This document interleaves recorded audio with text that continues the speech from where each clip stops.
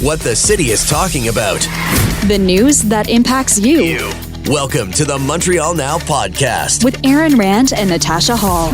Welcome to The Week That Was here on the iHeartRadio Network. I'm Aaron Rand along with Natasha Hall, and this week we'll take a look at these stories.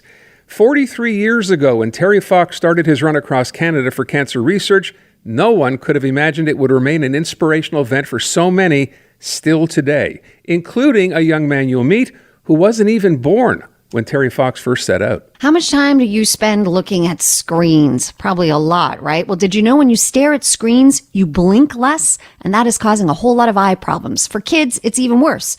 But we spoke to an eye doctor who explained there's something really simple you can do right now to combat this. The most recent amendments to the federal gun control bill introduced during the week were met with as many questions and answers as they were accusations.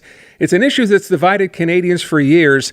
NATHALIE Provost is a survivor of the Polytechnique massacre. You'll hear her take coming up. But we begin with this. She is a sexual assault survivor who wanted to tell her story but couldn't due to a publication ban. It was intended to protect her and other victims, but instead ended up silencing them. A new bill will change that, and she helped fight for it. The federal government passed a new law, and basically it gives victims of sexual assault more power to opt out of publication bans. So judges would now need to ask prosecutors if they've consulted the victims about these bans before putting them in place. Our Justice Minister, David Lametti, says this allows victims to make their identities public when and if they're ready. So this is something our next guest has been fighting for. MORELL Andrews from My Choice, My Voice is a sexual assault survivor turned advocate for victims. She had a publication ban placed on her name without her consent, and she had to fight to remove it. MORELL, thank you so much for your time today. Hi, thank you. So what was that like? You wanted to tell your story, but a publication ban prevented it.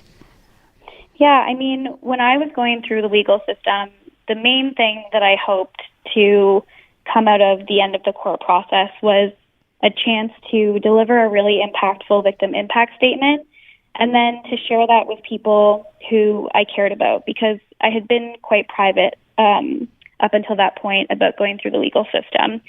Unfortunately, at the very last day of my court process, I found out that I had this publication ban that prevented me from sharing the victim impact statement and actually communicating publicly and saying that, you know, my name is MORELL and this is what happened to me when I was in driving school when I was 18 years old. And it was so upsetting to be told by the legal system that, you know, I didn't have the right to speak and that if I did, I could be threatened with fines and even time in jail. Okay, I'm very confused here because I never thought that to be the case. So when you talk about the legal system, was the suggestion to you at the time this happened was the less you say, the better? And could you not have made a victim statement anonymously? Was that even not an option? Mm-hmm. Well, I mean, certainly for some people, you know, there's an option to talk about what happened to them in a way that protects their anonymity and their privacy. But for other people like me, it was important to be able to just simply say publicly, this is what I've been going through and this is what has happened and this is how I think about it. But unfortunately, this section of the criminal code, which is very misunderstood and somewhat obscure, actually says very clearly that today, if you are a victim and you have a publication ban that's on your name, that even you are barred from speaking publicly, either transmitting information, publishing information, or broadcasting information. And so I think you mentioned at the top, Bill S-12 that has been tabled in the Senate.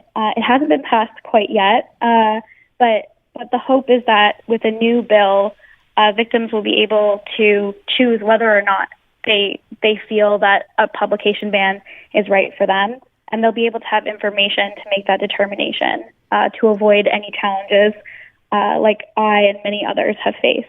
MORELL, I think it's so amazing what you've done. And as I'm hearing you speak about it, I'm thinking, what a situation to be put in, right? Like you should at that point be calling the shots. This is something that happened to you. And in a way, it kind of almost re-victimizes you and something that was, I believe, put in place the intention was to protect victims, right? But it kind of ends up protecting the assailant. Absolutely. Section 486.4 of the Criminal Code is very clear that these types of publication bans have one purpose when it comes to victims of sexual offenses, and that's to protect their privacy and to shield them from any unintended and unwanted consequences of being publicly identified. The problem is that across the country, Crown attorneys simply assume that everyone feels like silence and anonymity is a protection and is what people want. And when you're a victim who goes through the system and does want to speak out about what happened to you, this restriction ends up silencing you in a way that's very painful. But you're absolutely right. It stops you from talking about the offender or the accused in the case and what might have happened. And that is really painful for someone who is just trying to seek accountability and justice for the harms that have been committed against them. I want to ask a question, and I wonder if you went through this. Friends and family, when all this was going on and you wanted to be able to do this, but you couldn't, were you sort of leaned on by them asking why you wanted to, or was it suggested to you by friends or family that maybe this is really not something you wanted to do? You should maybe think. I'm trying to wonder how they reacted. Mm-hmm. Well, my family knows that when I make a decision for myself, I'm going to do it. It's really hard to persuade me any other way. And so I think that what was really nice among my supporters was that, as someone who'd been through the process, I deserved agency in choosing what was right for me. And at no time did anyone kind of say, maybe you don't want to talk about this. They did a lot to help me, or to convince me not to violate my publication ban when I was trying to remove it. But everyone understood that, healing is different for every single person. And there are people who choose to have their publication ban and protect their peace among, before anything else. And I think that's really important, but Sure. It's not the same for everyone. Everybody is different. Got it. Yeah, and it has to be up to you. Like the Justice Minister said, if and when you're ready. I'm thinking about how we saw this situation unfold here with the Catherine Fournier, the mayor of Longueuil. When she was ready to tell her story, the publication ban was still in effect. And it did serve to protect her attacker, who's former MNA Harold Lebel. And we didn't even know, you couldn't know his name or her name. And I wonder when you see these situations now, it's going to be so different, Morel. How do you feel about that? It's got to be, you must just feel so good about this moving forward. Yeah, I think we are so excited within My Voice, My Choice to see that the government has moved on this issue. That is certainly not new, and many people have been talking about for even longer than I have even known what a publication ban was. The fact that we have a bill that now recognizes that something needs to change is an incredibly huge step. And I think that there are even more things that we can do to work with parliamentarians to increase the level of ambition and make sure that the bill that eventually will pass is one that provides a huge amount of protection for people regardless of what their choice is. We want to make sure that no one can ever be charged and convicted for violating their own publication ban ever again. We want to make sure that Crown attorneys are no longer just placing these bans on people's names without providing even information about what the court order might mean. Mm-hmm. And even more, we want to make sure that when people do choose to remove their publication bans, if it's right for them, that the offenders in the case are not given standing to come back to court and argue why their victim should effectively be silenced forever and why this publication ban shouldn't be allowed to be removed. Because that is a re-victimization, it's a re-traumatization, and quite honestly, victims and complainants deserve so much better than what the system currently has to offer them. Can I just ask a last question as we get set to wrap up? And it's impressive to hear you speak and be committed to what you wanted to do and actually follow it through. Did you hear at any point, are you hearing from other people who found themselves in a similar situation? Absolutely. My group, the group of people who I work with in My Voice, My Choice, has come together very organically. We have found each other on social media in secret, quiet DMs because that's what you have to do, and that's how you communicate when you have a publication ban. And every couple weeks, I have somebody messaging me on Twitter or Facebook saying, I have a publication ban. I saw you in the news. Can you please help me? And every single person that gets in touch with anyone in our group, we bring them in, we offer them, support and advice, and we do what we can to help make their process a little bit easier than the one that we were subjected to. Wow. I hope that you know how important, how amazing it is what you've accomplished. I feel like I want to know what's next for you and what's next for My Voice, My Choice. I mean, we still have a long way to go.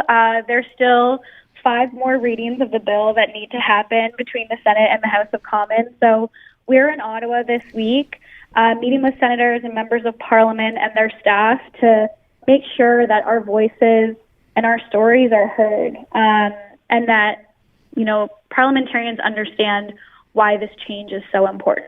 We're asking them to be ambitious. We're asking them to work hard and to collaborate across party lines, because this issue is not a political issue.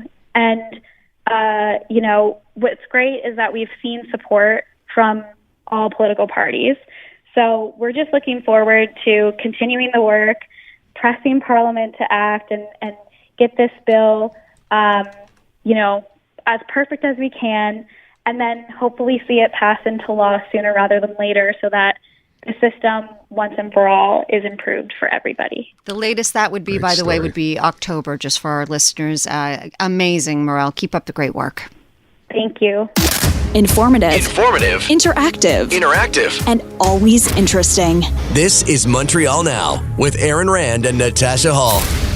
43 years ago, when Terry Fox started his run across Canada for cancer research, no one could have imagined it would remain an inspirational event for so many still today, including a young man you'll meet who wasn't even born when Terry Fox first set out. So back in 1980, we all know Terry Fox started his infamous run across Canada. He wanted to raise money for cancer research. And all these years later, his legacy lives on in the most beautiful way. And it's largely due to people like Jackson CHARRON-OKERLUND. He's from Winnipeg, Manitoba, and he is on day 58 of his 100-day trek. He's running across Canada to raise funds for the Terry Fox Foundation. He started in Newfoundland at the Terry Fox Memorial Statue. That was on March 6th. And now he is nearby. Let's find out where. Let's meet him. Hello, Jackson. Hello, how are you? Great. How are you doing? So good, thank you. And where are you now? I was made aware this place is called Ganawagi. Ganawagi, yeah. Wonderful. Ganawagi. There we are. Okay. And are you taking a little break right now from the running? I'm currently still on the road. I've actually got some people who've been back in the journey. They've just come to join me, so I'm even moving with them too. How cool is that? We're one big group right now. So as we're talking, have you stopped? Are you taking a little break, or are you trying to run as we speak? I'm still going. Holy moly. Wow, that's impressive. You don't even sound out of breath, Jackson. No, well, right now I'm walking while I'm trying to get this done, keep the miles going. But, I got the phone in my hand and my legs are still moving. Now, I understand when you started on March 6th, you were wearing a special pair of shoes. Tell us about that. Yeah, so I brought along with me actually some limited edition Terry Fox sneakers that they released on the 40th anniversary of his Marathon of Hope. So I've brought a couple different pieces of memorabilia with me on this trip because this whole journey has been inspired by Terry Fox and trying to be a tribute towards him, just to show the strength and the determination Canadians have within all of us. So it's really important for me to have all of his little trinkets with me along this journey to keep us inspired and keep us motivated. That is so cool. And yet I'm thinking to myself, you're on day 58 out of 100 days.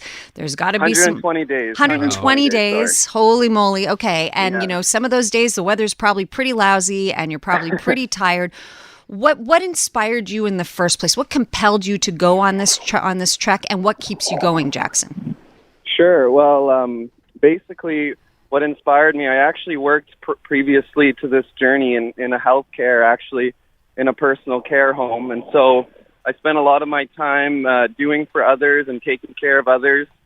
And I'm just happy having my health. And so I think that's like the greatest gift of all, is a healthy, happy life. And so basically working with the residents I realized the worst thing that could happen to someone is get cancer and not get to experience that full, healthy, happy life. And so Terry Fox and his story really inspired me to I guess, carry on his dream of making sure one day nobody loses a life to cancer. So, just what he managed to accomplish with one leg, cancer at such a young age, like I said, it shows us all what we're really capable of. And so I trained myself up and one day saved up enough money to come out and accomplish this journey independently. And now we're here on day 58, only 1.5 days out from province number 5, which is Ontario.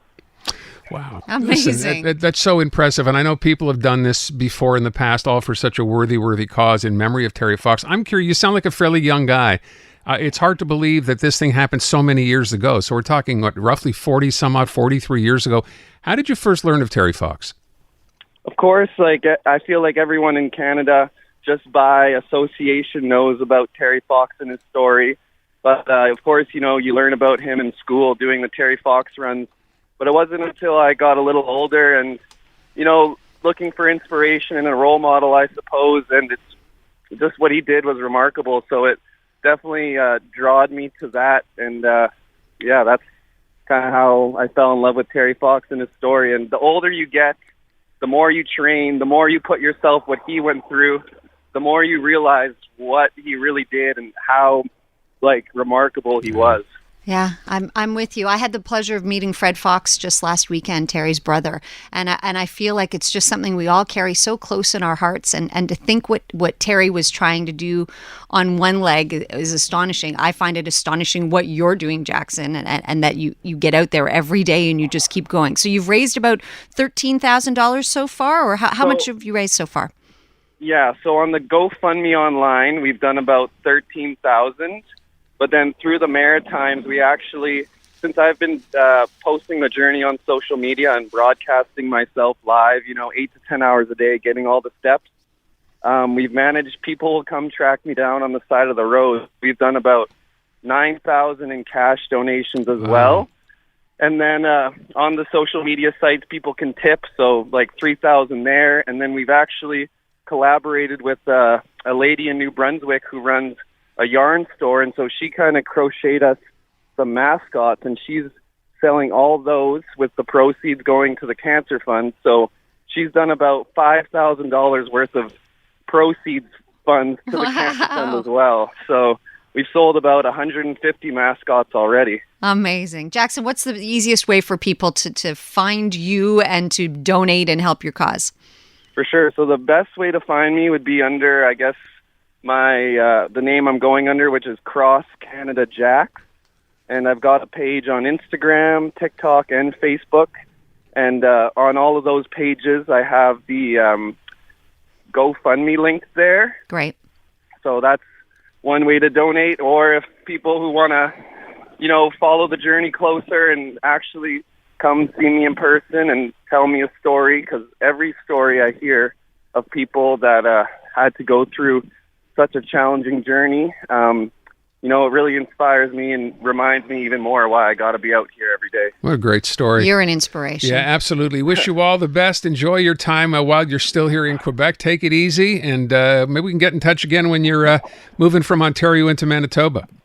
Oh, right on. That'd be awesome. Thank you, Natasha. And sorry, Aaron. Forgot Aaron. Thank you guys both for having me. Yeah, it's our pleasure. Absolutely. Thanks. I just want to double check. It's Cross Canada Jacks, JAX. Correct. Cross Canada Jacks. If you just put that in Google, you'll probably find something about the journey. We'll talk to you again soon, okay? Take good care. Love it so much. Thank you guys. Yeah, you're so great. Nice job. Yeah, and by all means, let's go there and help this guy out. Informative, interactive, and always interesting. This is Montreal Now with Aaron Rand and Natasha Hall.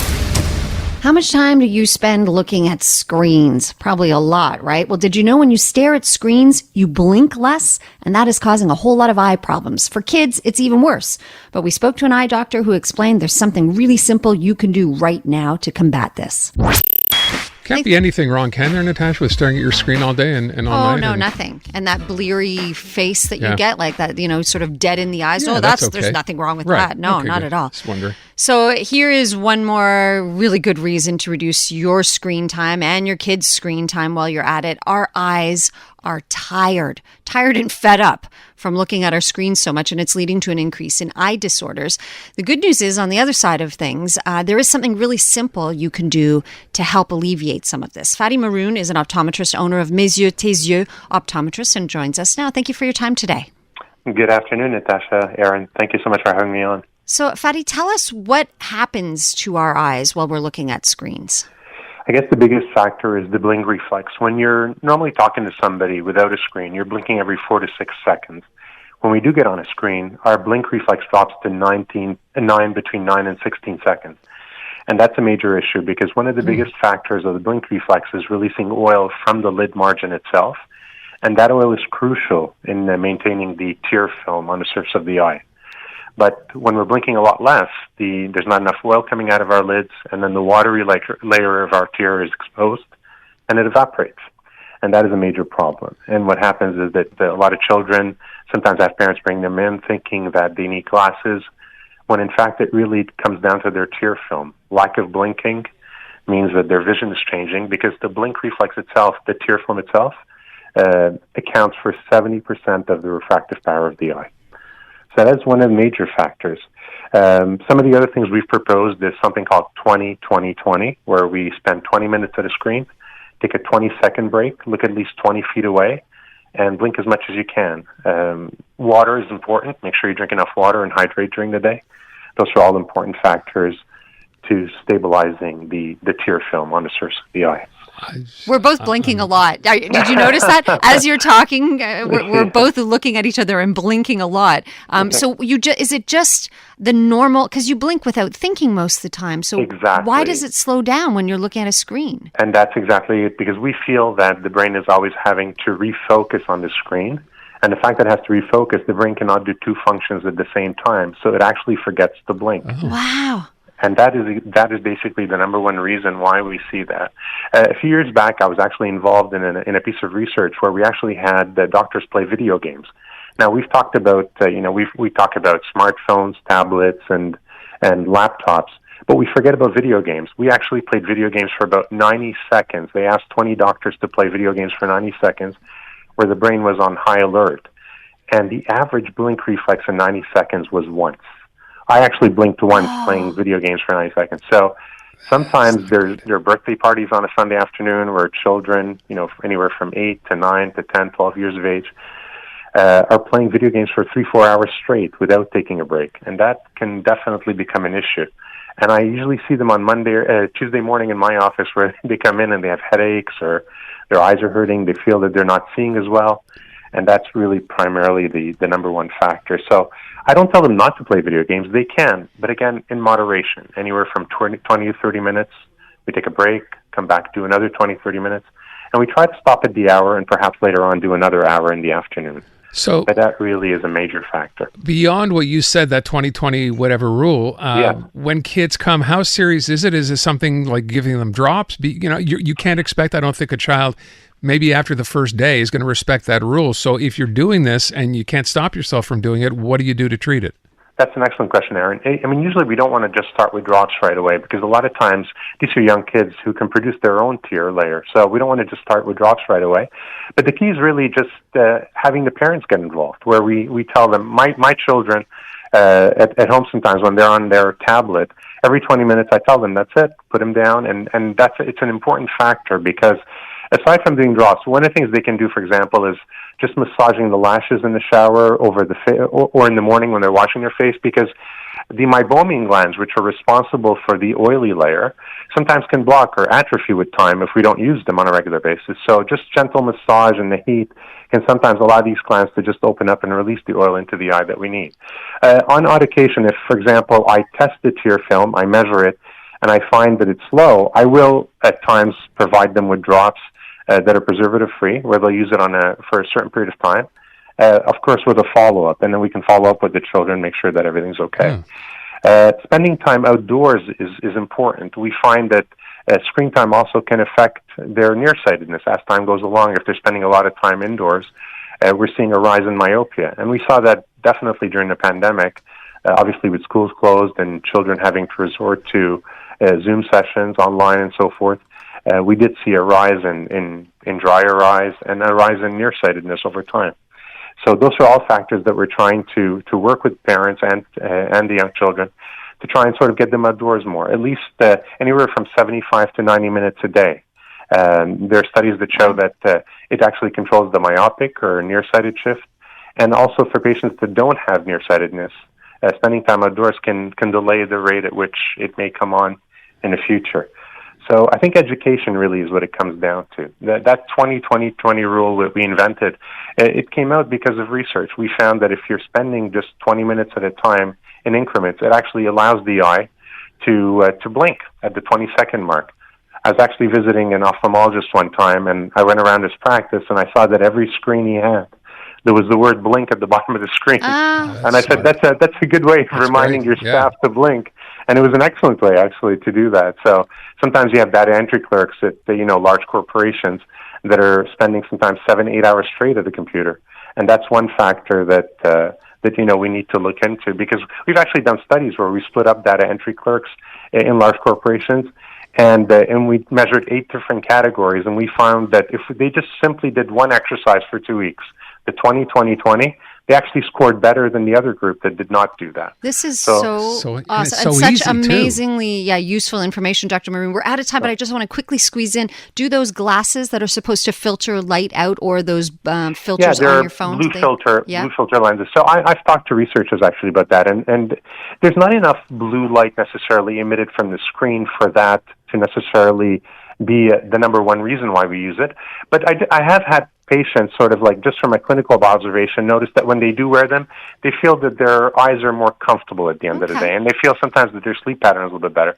So just a clinical observation, but I think that that holds merit as well. Thank you so much. Because a lot of times it goes on to have scientific background. So. Simple things sometimes, and big results from this at least. So that's great news. That's Dr. FADI Maroun, optometrist and owner of Mes Yeux, Tes Yeux Optometrist. Thank you so much, Dr. Maroun. Thank you again for having me on. All right. Informative. Interactive. And always interesting. This is Montreal Now with Aaron Rand and Natasha Hall. The most recent amendments to the federal gun control bill introduced during the week were met with as many questions and answers as they were accusations. It's an issue that's divided Canadians for years. NATHALIE Provost is a survivor of the Polytechnique massacre. You'll hear her take coming up.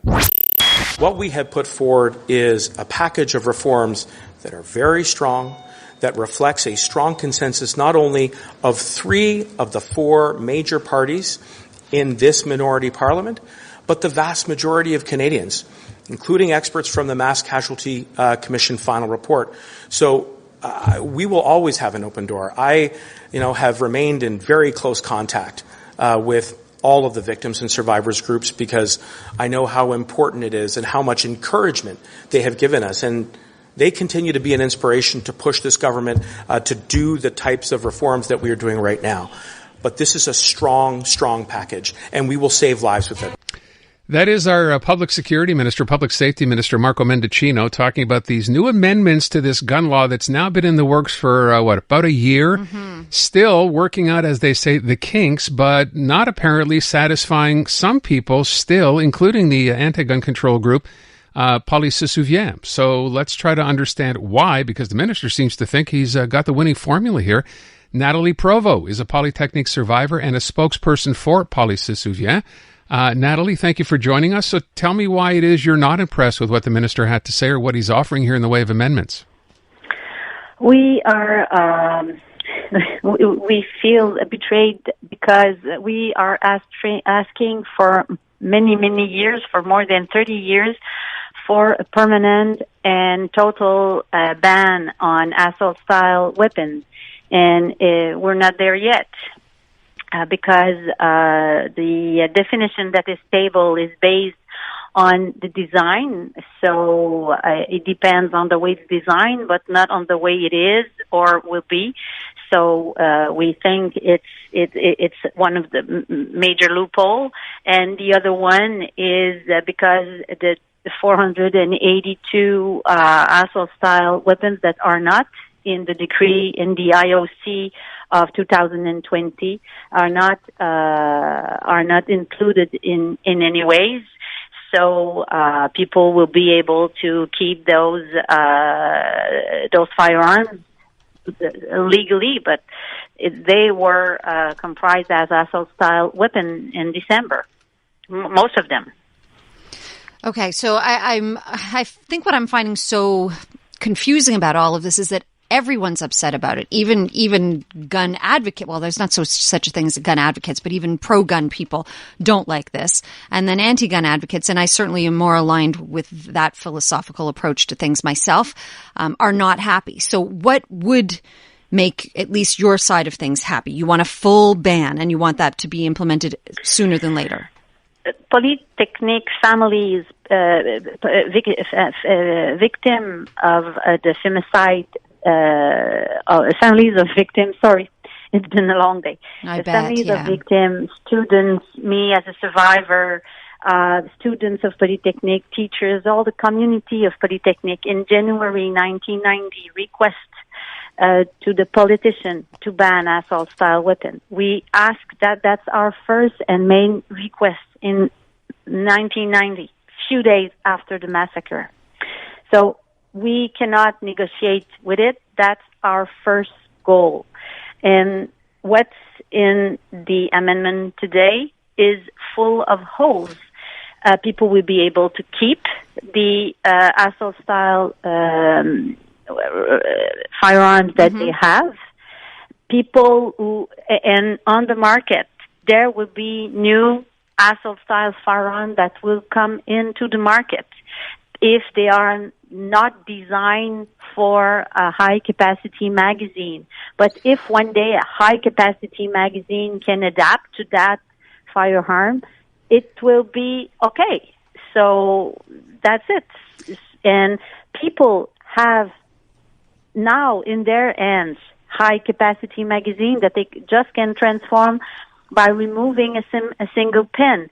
That's a step forward to ban also the possibility to have new high-capacity magazine in Canada. But today, if you want to buy one, you'll have one. You just have to go to Canadian Tire or I don't know what, and you'll be able to find high-capacity magazine block with a pin.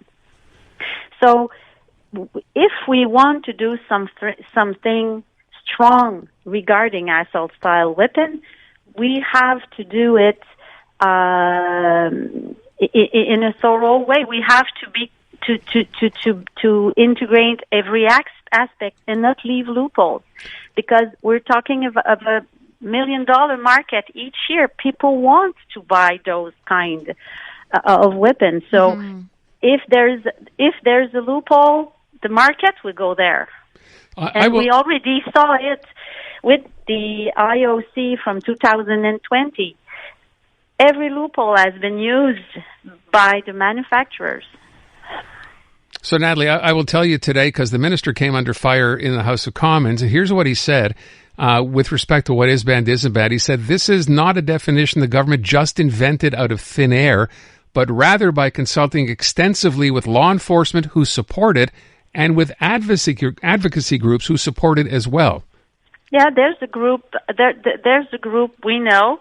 The Coalition for Gun Control it was consulted, and we understand that they compromise with assault style regarding assault style because there's some other strong ideas in the bill, but from a Polytechnique point of view, we cannot negotiate regarding assault-style weapon because it's the first reason why we are involved as advocates for gun control group. So I know the doctors said it's okay, and the Canadian Coalition for Gun Control said it's okay. But as a survivor of Polytechnique, I couldn't say it's okay. And furthermore, if you do not ban actual some firearms that are now in the hands of Canadians, but that they fit a definition, even a future definition of assault-style weapon. It means that if you do a buyback, a mandatory buyback, those people can just take the money from the buyback and go to the store and buy this weapon that is not that has not been on the list from 2020. So what's the goal? And I don't think that's money well spent by our government. So if you want to remove that from our streets, you have to do it correctly, totally, and not just not with loopholes. So from what I understand, from what I'm garnering from how you're describing, Nathalie, like the amendments to Bill C-21 actually just make things more complicated. It seems like it's even more difficult to understand. And in that way, it seems like they're trying to placate the gun owners. Is that how you feel? Do you feel like somehow they're trying to keep the gun owners happy? Yeah. They're trying to be not too strong to keep votes. That's for sure, from my point of view. It's all a political issue. They are negotiating our safety for votes. That's not okay. You know, I mentioned off the top. And no, I cannot, and I can agree. There's some part of Bill C-21 who is a strong part, and I understand that some groups would say, "Oh, finally, it's okay." But my story is linked with Polytechnique, with a femicide. In 2-3 minutes, Marc Lepine killed 6 of my classmates. I was among them. My blood was mixed with theirs. So I cannot compromise. I cannot. I only have one word. One word. In French, I would say j'ai une seule parole. Okay, you just have one thing to say about it. That's all. Okay. Yeah. And Nathalie, you said it right at the beginning that it has been a very long day for you. You still clearly feel very passionate about it. You're still very affected by it. You feel compelled to make sure that your voice is heard and that you're letting it be known that Poly Se Souvient does not support this. What's it like for you to still be fighting this fight all these years later? Oh, I don't know where I find the strength. In French, we have l'énergie du désespoir, despair energy. Mm-hmm. we think, if Canadians say to the government, "Hey, you cannot bargain with our safety." I just saw a communique from Jagmeet Singh and Alexandre Boulris trying to comfort us. And that's true. That's a good idea to request to the companies to get approved before putting a new gun on the market. Mm-hmm. That's for sure a good idea. That's why I said there's some strong things in Bill C-21. But my goal, my advocacy is linked with Polytechnique, and our first request is a ban on assault-style weapon. And if we don't get it in 2023, please tell me when.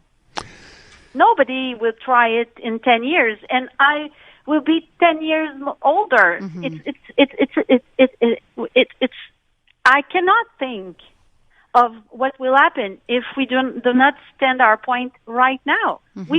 We won't have another chance to do it correctly. That's that chance we have. Nathalie, I want to thank you so much for your time. We can obviously hear the passion in your voice as well. We shall see where this bill goes. It's been a year and still can't get everyone to agree on what's going on. Nathalie Provost from Poly Se Souvient. Thank you. Yeah, thank you for fighting for all these years. That wraps up another edition of The Week That Was here on the iHeartRadio Network. I'm Aaron Rand along with Natasha Hall, and we will see you next week. Have a great week. This has been the Montreal Now podcast with Aaron Rand and Natasha Hall. Listen live on your radio weekday afternoons from 2 to 6 on CJAD 800 or through the iHeartRadio app.